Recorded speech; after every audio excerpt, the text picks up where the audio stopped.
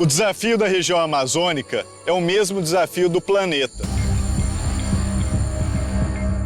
Ou a gente aposta num caminho da economia do conhecimento, ou a gente mantém um sistema que é extrativista, que vai olhar para a floresta como algo a ser explorado e ponto final. A gente tem que olhar para a floresta como uma biblioteca de conhecimentos. E para destravar esse conhecimento, a gente tem que apostar nas pessoas. É o que tem dentro da nossa cabeça que vai fazer com que a gente olhe para a região amazônica e produza soluções para o mundo todo.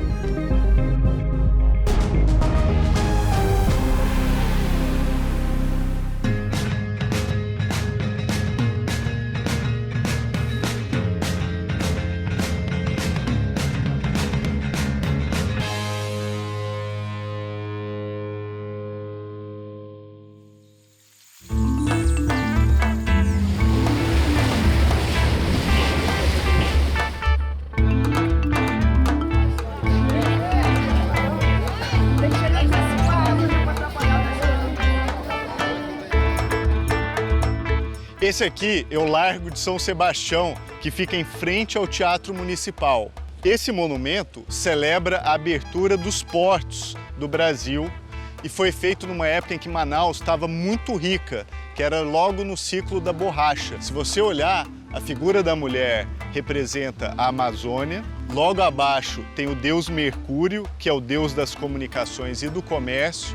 E aqui do lado, cada continente. Europa, África, América e assim por diante. Agora, o mais legal é a calçada. Parece familiar, né? Esse chão de pedra portuguesa representa o encontro das águas do Rio Negro com os Solimões. Bacana, né?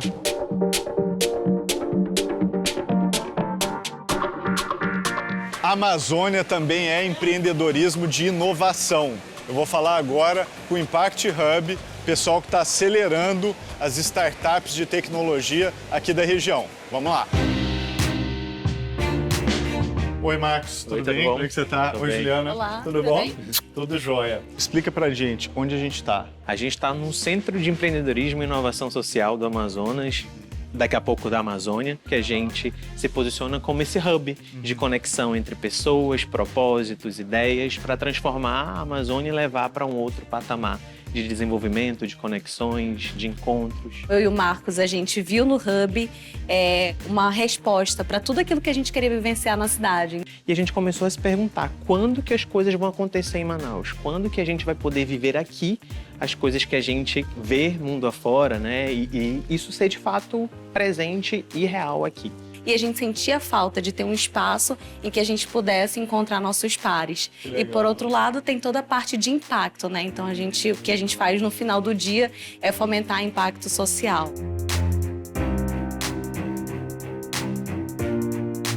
Geralmente o pessoal fala de unicórnio, né? Eu tô vendo aqui uma zebra. Então o unicórnio está muito no lugar do imaginário, né? É difícil do encontrar e é então a zebra é real, ela existe, né? E aqui fala muito sobre diversidade, então são negócios reais, tá nesse lugar mesmo de causar impacto e de gerar renda a partir disso, né? Tanto para você quanto para as pessoas que estão ao seu redor. Tem todo o sentido delas andarem sempre em conjunto. Então a zebra ela é a personificação das empresas que a gente quer apoiar, incentivar e tá em volta, né, desse hub.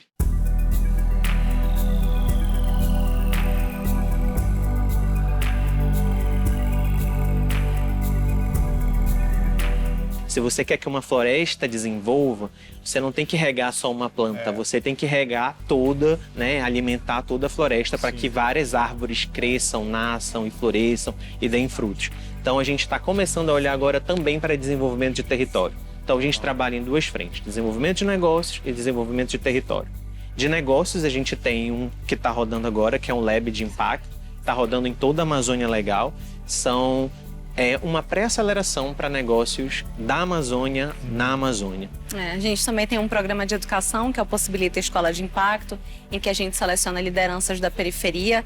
No caso dos 2 anos de Manaus, agora a gente também está abrindo para toda a região norte, para selecionar pessoas para passarem por uma jornada coletiva ali, né, de capacitação sobre diversidade, inclusão, liderança, autoconhecimento, dentre outras questões, e receber uma bolsa de estudos não reembolsáveis no valor de 2 a 5 mil reais, porque a gente acredita muito na educação como ferramenta de transformação, né? Então Muito a gente legal. tem projetos diversos nas mais diversas áreas e tudo parte do nosso ponto de pessoas que querem ver a cidade se desenvolvendo e cada vez mais as pessoas e os negócios se tornando prósperos aqui. Muito bom. Eu queria convidar então a gente para dar uma deitadinha na Sim. rede, Sim. né? Porque afinal de contas, estamos aqui para isso também, né? A gente termina o nosso papo no lugar que ele deveria ter começado.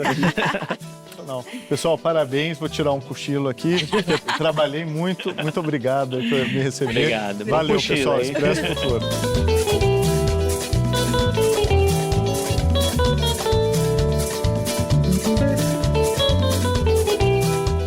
Esse aqui é o campus da Universidade Federal do Amazonas. Eu estou impressionado, porque ele é um campus construído literalmente no meio da floresta, tá? Você tem os prédios que são maravilhosos. Daqui do lado tem o Instituto de Computação, tem a Faculdade de Engenharia, muita coisa de tecnologia acontecendo aqui.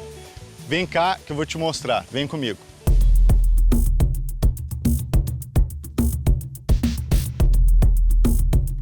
Eu estou aqui no Instituto de Computação da Universidade Federal do Amazonas e eu vou falar com o professor Edileno, que é um fera, um pioneiro de tecnologia e computação aqui no Brasil.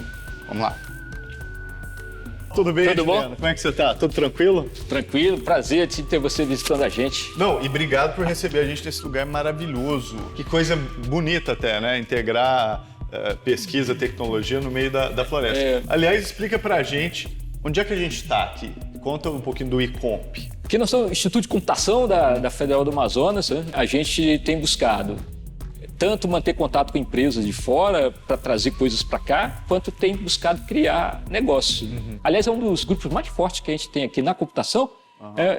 São professores que estudam novas formas de ensinar computação e novas formas de ensinar usando tecnologia. Genial. Né? E esse formato dessa sala vem do fruto do trabalho deles, de muitos professores que conseguiram captar recursos com empresas, vender a ideia de que investindo na infraestrutura do Instituto, as empresas vão colher frutos lá na frente, porque nós somos o grande fornecedor de mão de obra de alta qualidade para o polo industrial de Manaus na área de desenvolvimento de software em geral.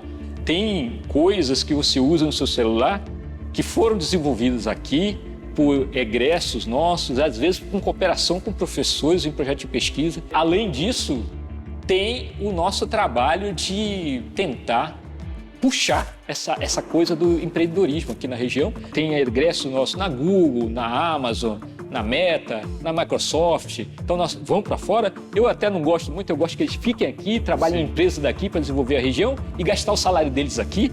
Eu acho muito melhor do que eles irem para fora, mas é bom também, né? Para a pessoa em si, é transformação na vida. E a gente tem essa coisa de tentar combinar o acadêmico com o dia a dia na sociedade, né? Levar o impacto para a sociedade.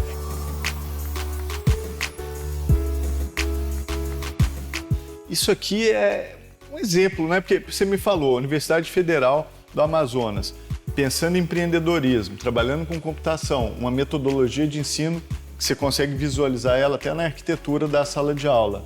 Isso aqui é uma lição, né? Para o Brasil, será? Computação também é Amazônia e também é importantíssima para a Amazônia. Não só porque, para você ter o desenvolvimento na biotecnologia, na farmácia, etc., etc., o próprio emprego em computação é um emprego que eu rotulo como emprego verde. Né? Se a nossa sociedade aqui na Amazônia fosse de desenvolvedores de software, a Amazônia estaria preservada. Tem dúvida. Se o ribeirinho tivesse acesso à internet, tivesse educação, nós teríamos uma sociedade rica e que protege o meio ambiente. Eu acho que a saída para o Brasil e para a região da Amazônia mesmo é a economia do conhecimento. A economia do conhecimento. A saída para qualquer lugar, né? Hoje em dia. E a Amazônia não ia ser diferente, né?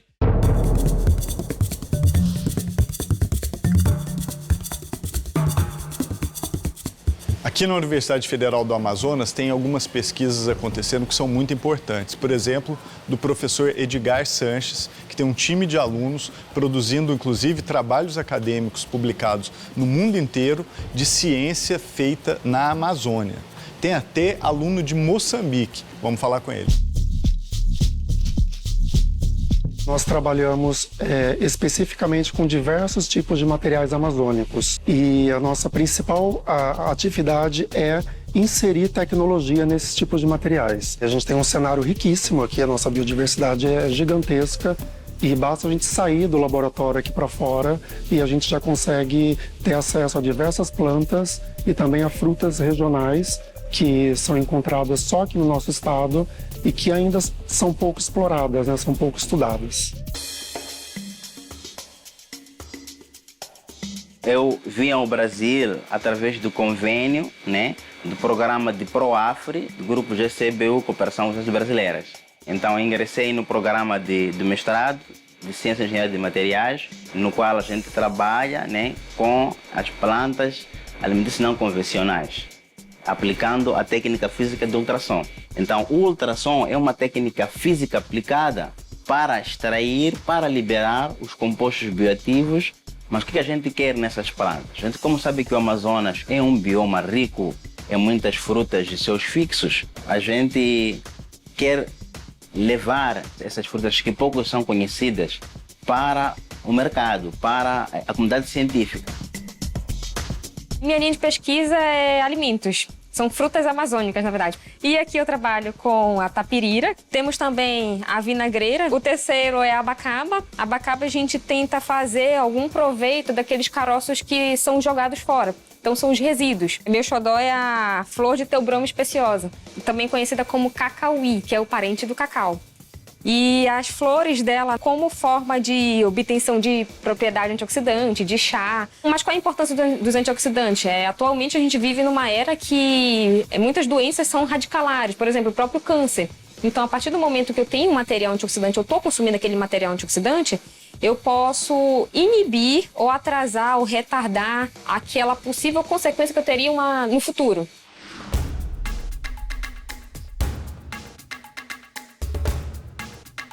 Um dos trabalhos a qual eu sou envolvido aqui no laboratório é a análise de desenvolvimento de filtros antivirais. Várias estratégias foram sendo estabelecidas para tentar amenizar um pouco o alastro, né, da Covid.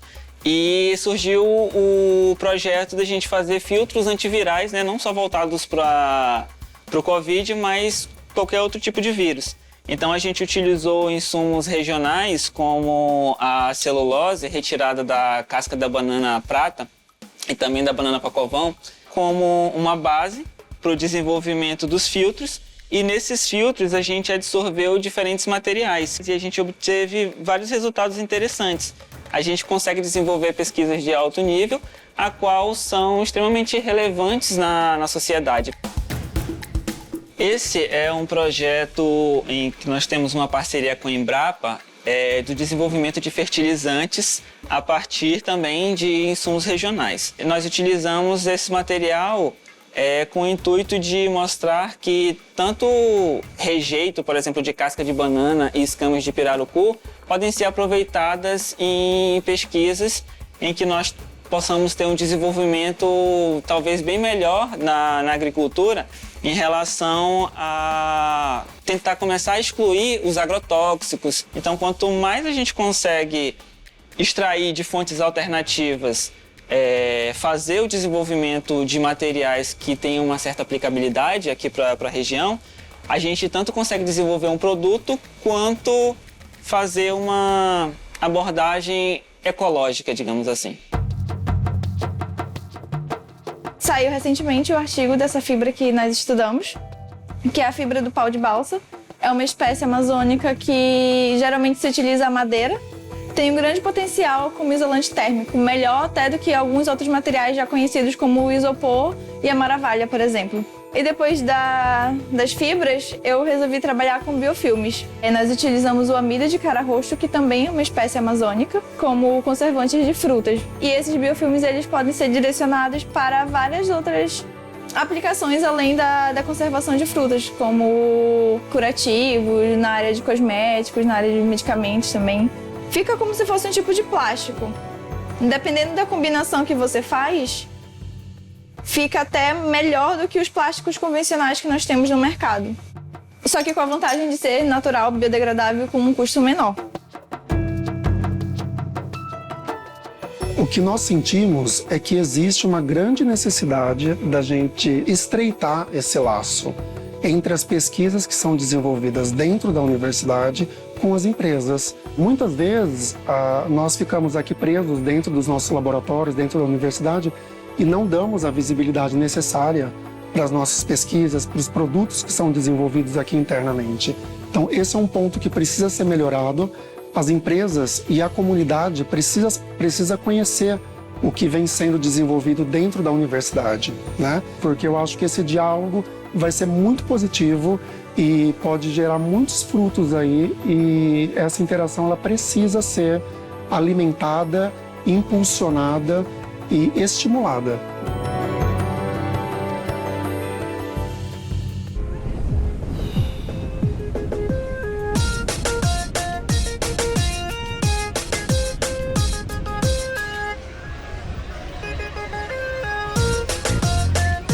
A Roberta Carvalho é uma artista que tem um trabalho muito importante de tecnologia aplicada às artes aqui em Belém do Pará. Ela usa superfícies, usando a tecnologia do mapping, como tela para projetar o seu trabalho. Então ela usa árvores, rios, espaços abertos e muito mais. Vamos falar com ela. Roberta, eu acompanho seu trabalho já há bastante tempo, né? A primeira vez até que eu falei dele foi no Navegador, em 2012. E o programa, né, o Expresso, dessa temporada é sobre tecnologia na Amazônia e tecnologias amazônicas. Minha impressão é que a sua obra é a representação perfeita disso, né? Porque ela é simultaneamente as duas coisas, né? Como é que você vê esse encontro, assim, do lugar com a tecnologia, da floresta com a tecnologia? Eu acho que a tecnologia é um dispositivo muito interessante para se relacionar. E eu acho que quando você conecta isso aos lugares e pessoas, né, a partir do olhar, das falas dessas pessoas, eu acho que essa tecnologia ela cria também uma outra forma de se expressar. Então, quando eu projeto, por exemplo, numa árvore ou num rio, é muito mais do que uma tela, né? Sim. É um ser vivo, né? O rio com tantas histórias, com milênios de existência, o que esse rio tem para contar, né? Então, eu gosto muito dessa relação entre fazer com que a tecnologia dialogue, né, de uma maneira muito diferente a partir da arte e a partir também da participação das pessoas, porque eu acho que quando a gente se toma conta, né, se apodera desses meios, desses instrumentos, eu acho que a gente consegue contar outras histórias, trazer outras narrativas, trazer muitas vozes.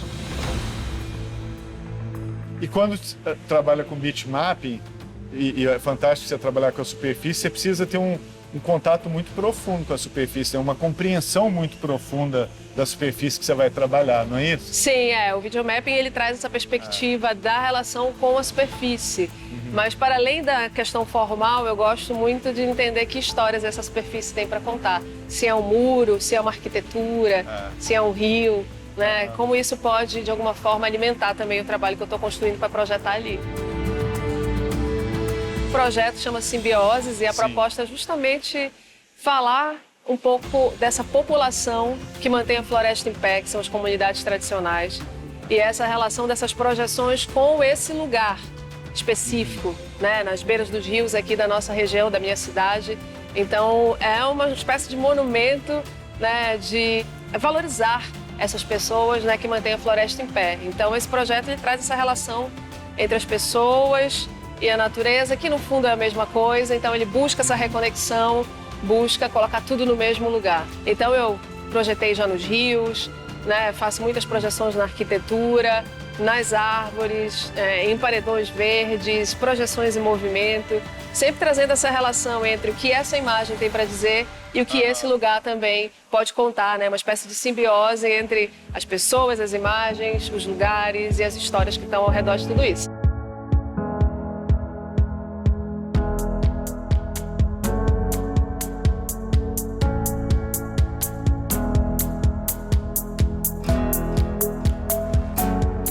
Blockchain é uma tecnologia que a gente sempre fala aqui no Expresso Futuro. E é óbvio que ela está presente também na Amazônia. Eu vou falar agora com Alexandre Bezerra, da AmaChains, que está usando essa tecnologia exatamente para pensar crédito de carbono.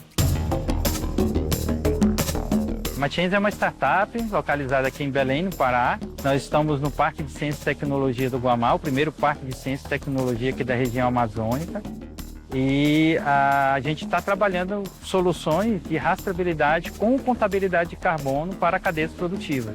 A gente também tem aqui a Açaí Valley, né, a Associação Paraense de Tecnologia e Inovação. A Açaí Valley, ela comporta todas as startups aqui do Pará, né, e a gente tem muito orgulho de estar fazendo aí um grande trabalho junto com eles, né. Você pode ver a nossa tecnologia que a gente utiliza blockchain, né, que é uma tecnologia de ponta. A gente tem pessoas aqui da região desenvolvendo tecnologias de ponta para o mundo. A gente trabalha em ecossistema local, fazendo esse ecossistema se desenvolver, crescer. Esse ecossistema, junto com a gente nesse desafio, a gente espera que realmente cada vez mais a gente possa se apropriar dos nossos temas, principalmente porque esses temas estão ligados à Amazônia. Nós estamos na Amazônia e a gente sabe o que fazer com a Amazônia. Ninguém tem mais conhecimento e mais propriedade de falar sobre a Amazônia e de fazer as coisas pela Amazônia do que nós. Então a gente está fazendo esse trabalho no sentido de fazer uma apropriação de todos esses conhecimentos.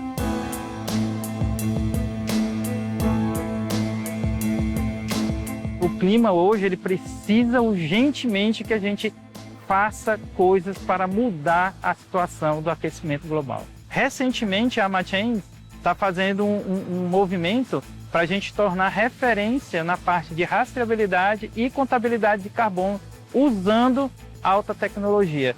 Desenvolvemos um software livre que a gente deve estar lançando agora em outubro. A gente vai disponibilizar de graça, vamos fazer hackathons aqui na cidade de Belém, dentro do PCT Guamá, para desenvolver soluções para ajudar todas as empresas mineradoras, petróleo, todas as cadeias produtivas a realmente hackear a crise climática. E aí o que a gente está propondo agora é fazer inventário de carbono para você ter sua nota de carbono, a sua contabilidade de carbono, para você entender seus processos, o seu dia a dia da sua empresa, até mesmo de você como pessoa física, o que é que você está consumindo, quanto de carbono foi emitido a mais, né, naquele consumo que você está fazendo, para começar a dizer, olha, empresas, principalmente as de petróleo e a mineração, que são as primeiras que vão trabalhar, na sequência teremos a do agronegócio, todas as cadeias produtivas do agronegócio, vocês precisam entender o seguinte,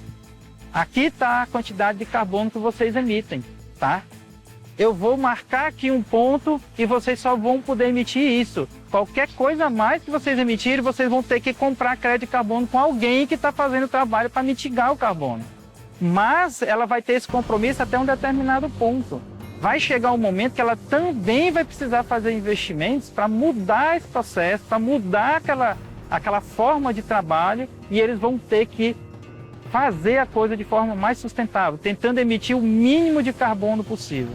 Aquelas empresas que entenderem o processo, começarem a mudar os seus processos para fazerem os processos virarem sustentáveis, essas empresas elas vão sair na frente. Então, esse processo de mudança, ele não vai ser um processo fácil, ele vai ser um processo traumático, a gente sabe disso, mas justamente nós estamos trabalhando para tentar facilitar ao máximo, para reduzir ao máximo esse custo, porque vão haver custos para todas as empresas, produtores, todo mundo vai ter custo. Mas a gente entende que esse custo ele precisa ser enfrentado, ele precisa ser trabalhado, e aí isso também só vai acontecer com todo mundo junto. Todo mundo é importante nesse processo. Cada pessoa conta, porque você pessoa consome. O que mais gera carbono hoje é consumo, pessoal. Então, se a gente não cuidar da natureza, nós não vamos ter nem o que consumir. Esse é o grande recado que a gente tem que dar para o mundo.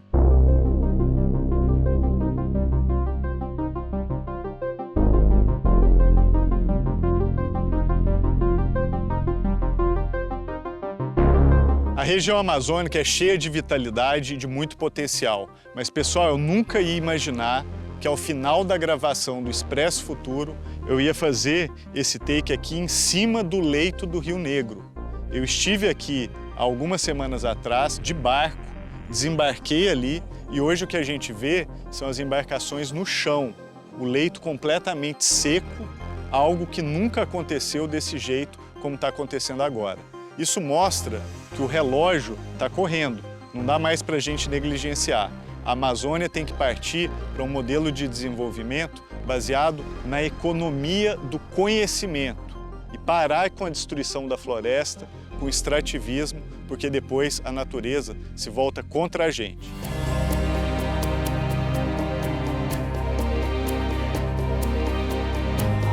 Eu saio aqui da gravação do Expresso Futuro, no início, muito impressionado com o volume de água dos rios, a forma como os rios funcionam como verdadeiras redes que conectam todas as regiões aqui da Amazônia.